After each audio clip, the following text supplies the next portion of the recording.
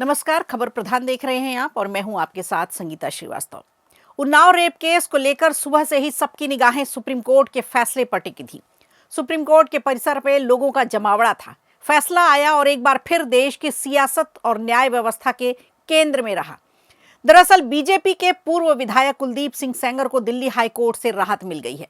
फैसला भले ही कोर्ट ने सेंगर के पक्ष में दिया हो, लेकिन सुप्रीम कोर्ट ने उनकी जमानत पर रोक लगा दी है। अब एक तरफ जहां पीड़िता और उसका परिवार सड़क से लेकर अदालत तक न्याय की लड़ाई लड़ रहे हैं, तो वहीं दूसरी तरफ कुलदीप सिंह सेंगर के समर्थन में भी ढेरों आवाजें हैं।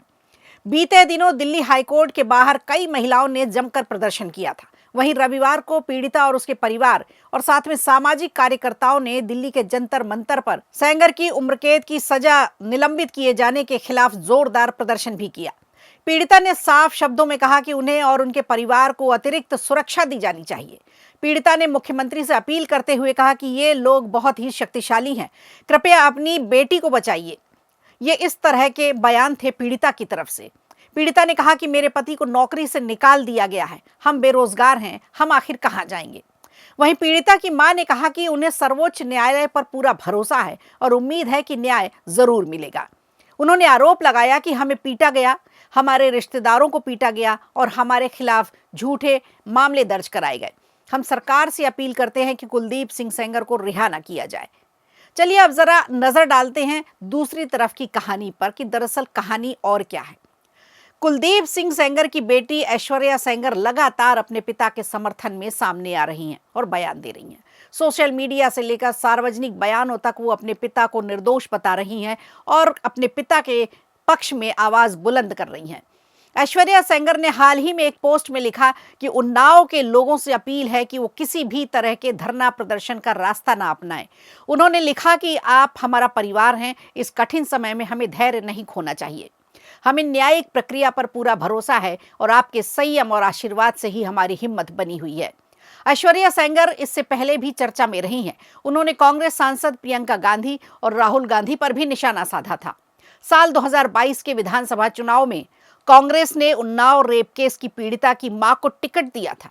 हालांकि वो चुनाव हार गई थी, लेकिन इसके बाद ऐश्वर्या सेंगर ने कहा था कि दिल्ली में बैठकर अपनी राजनीतिक जमीन तलाश रहे प्रियंका गांधी और राहुल गांधी को शायद ये नहीं पता कि सच को चाहे जितना भी दबाया जाए, एक ना एक दिन वो सबके सामने आ ही जाता है।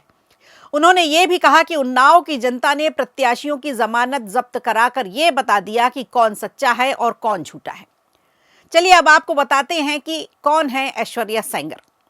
तो ऐश्वर्या कुलदीप सिंह सेंगर की बेटी हैं। उनका जन्म उन्नाव में ही हुआ और शुरुआती जीवन वहीं से बीता। उन्होंने दिल्ली यूनिवर्सिटी के मिरांडा हाउस से फिलॉसफी में ग्रेजुएशन किया और इसके बाद डीयू के फैकल्टी ऑफ लॉ से कानून की पढ़ाई पूरी की।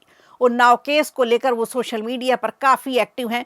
अपने पिता के लिए उन्होंने लिखा कि अब तक के सबसे बहादुर इंसान शेर जैसी आवाज़ है। हम कल्पना का मुकाबला सच्चाई से करेंगे, आप और भी मजबूत होकर बाहर आएंगे। चलिए अब बात करते हैं हाईकोर्ट के फैसले की।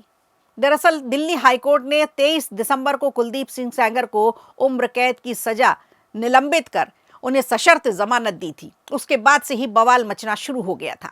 अदालत ने कहा कि सेंगर अब तक 7 साल और 5 महीने की जेल काट चुके हैं। हालांकि वो अभी भी जेल से बाहर नहीं आएंगे, क्योंकि पीड़िता के पिता की हिरासत में मौत के मामले में उन्हें 10 साल की सजा मिली है और उस केस में उन्हें जमानत नहीं दी गई है। गौर करने वाली बात यह भी है कि 59 वर्षीय कुलदीप सिंह सेंगर उन्नाव क्षेत्र से 4 बार के विधायक हैं। वो बसपा और सपा के टिकट पर चुनाव लड़ चुके हैं और 2017 में बीजेपी में शामिल होकर बांगरमऊ से विधायक बने थे। अब देश की नजरें सुप्रीम कोर्ट और उसके आगे की न्यायिक प्रक्रिया पर टिकी हुई हैं। तो एक तरफ न्याय की गुहार है तो दूसरी तरफ बेगुनाही का दावा। अब ये देखना होगा कि इस हाई प्रोफाइल मामले में अगला मोड़ क्या होता है। वीडियो अच्छा लगा हो तो लाइक कीजिए, शेयर कीजिए और कमेंट बॉक्स में हमें जरूर बताइए।